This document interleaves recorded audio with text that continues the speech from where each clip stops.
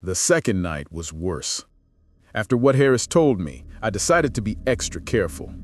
No late-night walks, no patrol after sundown. I turned off the radio, covered the windows, lit a candle, just one.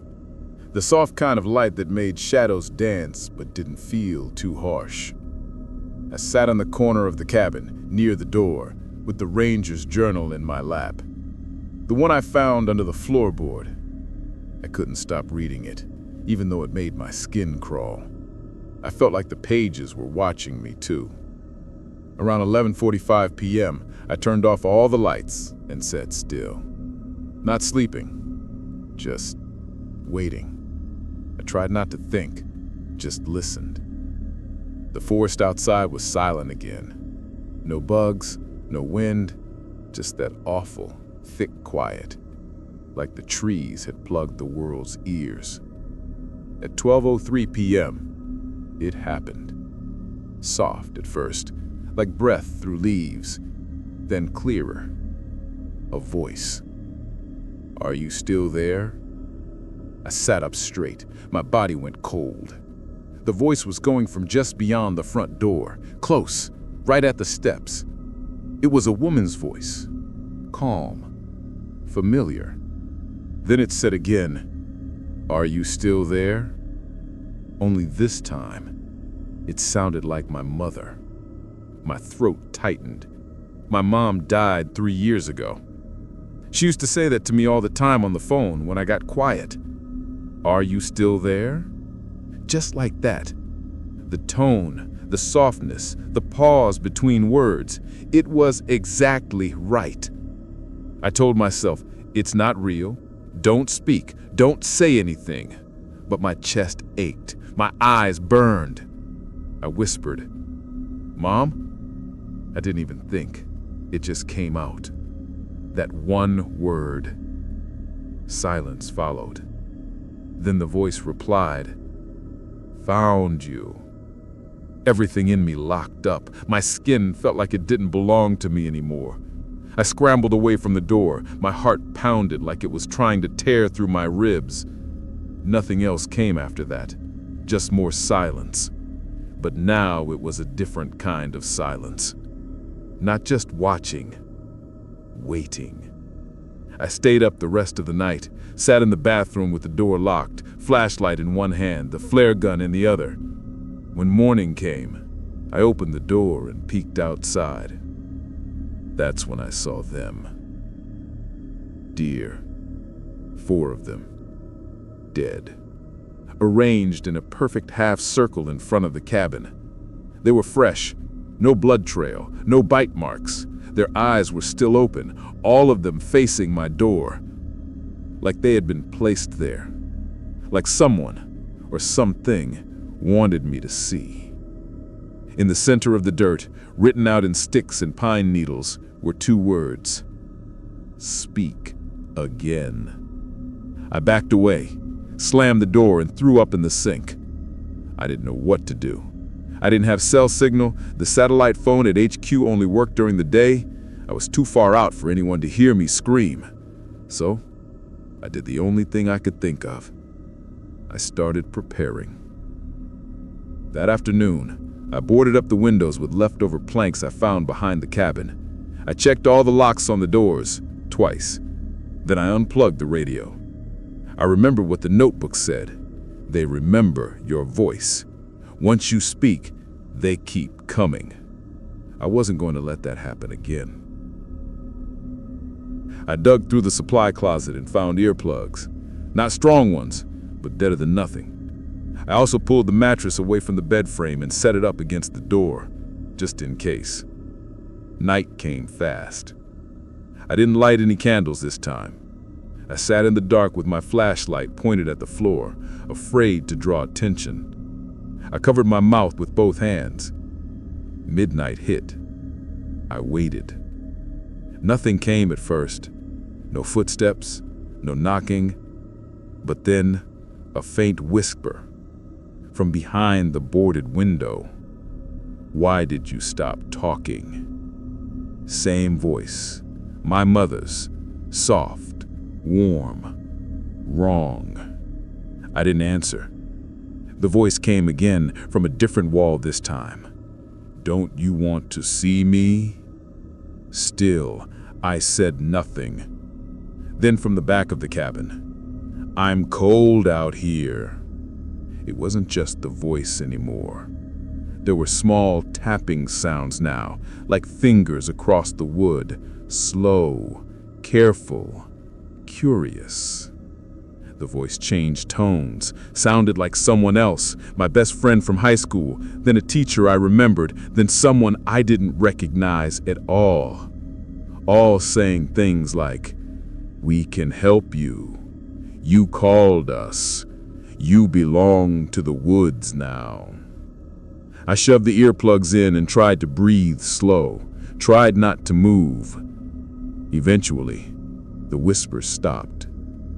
But I knew it wasn't over. Not even close. The next morning, I checked outside again. The deer were gone. No blood, no tracks, just clean earth where they had been. But something new was there. Right next to my front steps was a small circle of rocks. Inside it, a perfect replica of my ranger badge, made out of bones, tiny bones, bird bones maybe. It had the right number, the same scratches, the same rust mark. Like something had copied it. Something that had been watching closely.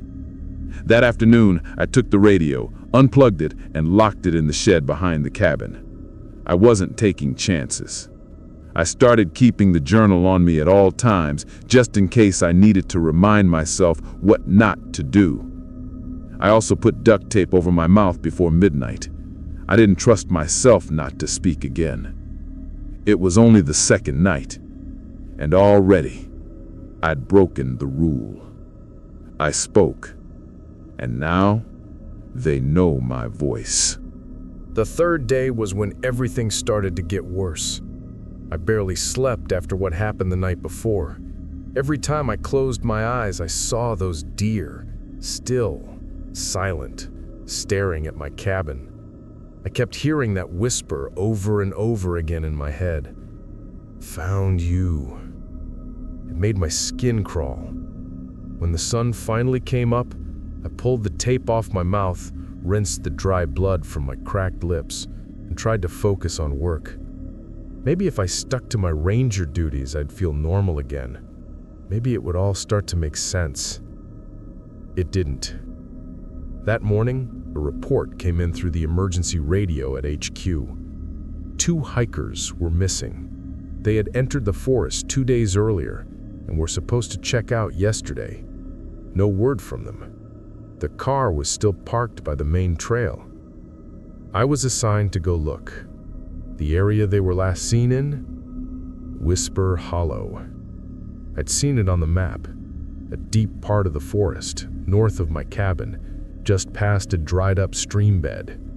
Other rangers had left warnings scribbled in red ink across that zone on old patrol maps. Things like, "Dead Zone," "Don't go alone," "Whispers strong here." But no one ever said why. Now, I was going there. I packed light, flashlight, compass, extra water, my flare gun, and the ranger journal. I left the cabin just before noon. The air was thick. The sky was clear, but the woods felt darker than usual. As I walked, the trees seemed to crowd closer to the trail. I'd never noticed that before. The deeper I went, the quieter it got. Birds stopped singing. Even the breeze vanished. Every step I took felt loud. Too loud, like I was crunching down on glass. After an hour of hiking, I saw it. A torn blue backpack lying beside the trail, covered in dirt and pine needles. I picked it up. There was a water bottle inside, half full, and a map with the hiker's route drawn in pencil. It led straight into Whisper Hollow. I followed it. 30 minutes later, I found their tent. It was pitched near a slope, under a twisted old oak tree that looked almost wrong, like it had too many branches. The tent flap was half open. I crouched down, called out gently, "Hello, Ranger here. Anyone inside?" No answer. I stepped closer. The tent smelled like sweat and something faintly metallic. Inside were 2 sleeping bags, a flashlight with dead batteries, and a small notebook. No blood, no signs of struggle. But there was something else. Carved into the canvas from the inside were the words, "It spoke in my voice." I backed out fast, heart racing. The words weren't scratched. They were carved. Deep, shaky, desperate. I checked the area. No footprints, no animal tracks, just dead leaves and packed earth. I radioed in the location, gave them coordinates, and was told backup would take at least 5 hours. I didn't want to wait there. So, I made a stupid choice. I went deeper. I don't know what I was looking for. Maybe I thought I'd find the hikers. Maybe I thought I could help. What I found instead was the whispering. It started faint, like wind slipping between the trees, but there was no wind. Then I heard it again, my own voice, echoing through the woods. "I'm right here." I froze. The voice came again, louder, clearer. "Come this way." It wasn't a recording. It had emotion, breath, timing. It sounded like me, but wrong. Like something wearing my voice like a costume. I ran. I didn't care which direction, I just ran.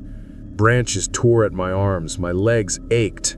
I didn't stop until I found the dry stream bed that marked the edge of Whisper Hollow. I collapsed behind a fallen log, breathing hard, heart pounding in my throat. That's when I saw it. A tree nearby, tall, crooked, black bark like it had been burned, and on the trunk, a face. No, not a real face, but the shape of one. Gnarled bark twisted into a crooked mouth and hollow eyes. It looked like it was screaming, or maybe laughing. And I swear the tree was leaning toward me.